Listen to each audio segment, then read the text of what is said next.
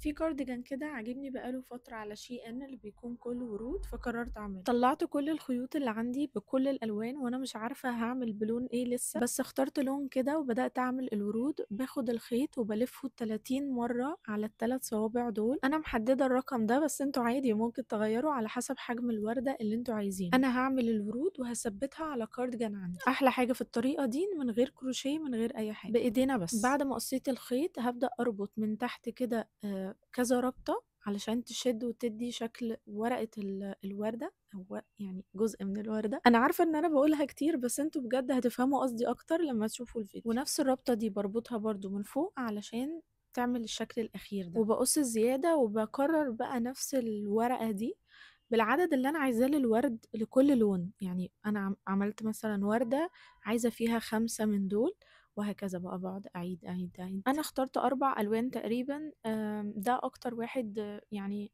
باين قوي فيهم، الباقي كله ألوان هادية خالص. وخلصت كله بقى وحطيتهم كده كلهم جنب بعض. عايزاكم تقولولي الألوان دي حلوة مع بعض ولا لأ، لأن بصراحة أنا دول اللي كانوا عندي. واللون الأبيض ده عاملاه مقاس صغير عشان القطعة اللي في النص في الوردة. يعني الخطوة اللي جاية بقى مش لازم تكون صح، بس بصراحة أنا كنت عايزة الأسهل، كنت مكسلة شوية، بس انا لزقتهم في بعض بمسدس الشمع. انتوا ممكن تعملوه علشان يكون ثابت اكتر بالخيط، يعني تخيطوه كده في بعض. اعتقد باين من الاول ان انا مكسله اصلا اعمل ورود كروشيه وبعملها على ايدي، فعادي. المهم ده كان شكل الورد الاخير. بعد كده جبت الكارديجان، وده انا كنت عامله فيه الفيونكه دي قبل كده معاكم، وفكيتها وقررت بقى ارتب عليه الورود بالشكل ده، وخيطتهم بخيط ابيض برضو. وده شكله الاخير. انا عاجبني ان انا تقريبا وصلت لنفس شكل الورود اللي في الصورة. ممكن لو الوان تانية كان يبقى زي الصورة بالظبط، بس عاجبني قوي وبس كده.